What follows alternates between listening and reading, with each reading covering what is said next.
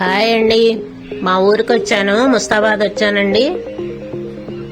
విజయవాడ పక్కనే ముస్తాబాద్. ఈ జాన్ చెట్టు అయితే మా తోడుకోళ్ళు చిన్నావిడ లాస్ట్ మరిది ఇల్లు అనమాట. ఇది 5 అన్నదమ్ములు కదా, 5వ అబ్బాయి ఇల్లు. చూసారా జాన్ చెట్టు ఎంత బాగా పూసింది, పిందెలు వచ్చేసాయి. ఎంత ఎండాకాలంలో కూడా చెట్టు నిండా కాయలేనండి.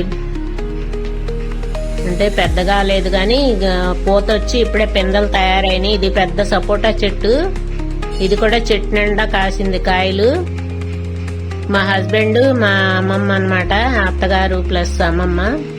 అదిగో లాస్ట్ అబ్బాయి ఫోటో, అది చనిపోయారు.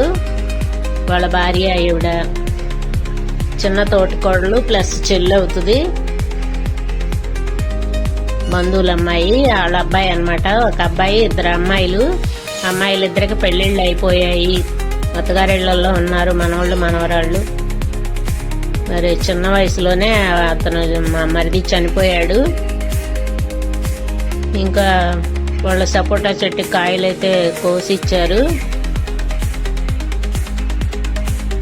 ఛానల్ చూస్తున్న వారు లైక్ చేయండి, షేర్ చేయండి. ఎండాకాలం ఎంత నీడగా ఉందోనండి, హాయిగా చెట్టు కింద ఉంటే చల్లగా ఉంది.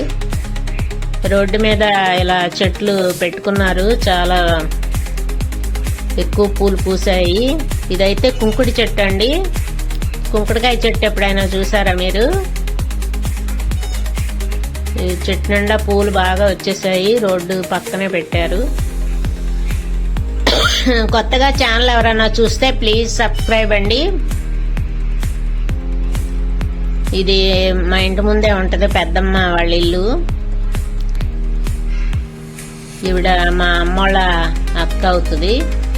అంటే పెద్దమ్మ చిన్నమ్మ పిల్లలు అనమాట, సొంత అక్క కాదు కానీ మా పెద్దమ్మ. మా అమ్మమ్మ వాళ్ళు 4 అక్క చెల్లెళ్ళు. లాస్ట్ అమ్మమ్మ మా అత్తగారు అనమాట. వీళ్ళమ్మ ఒక అమ్మమ్మ, మా అమ్మమ్మ ఒక అమ్మమ్మ.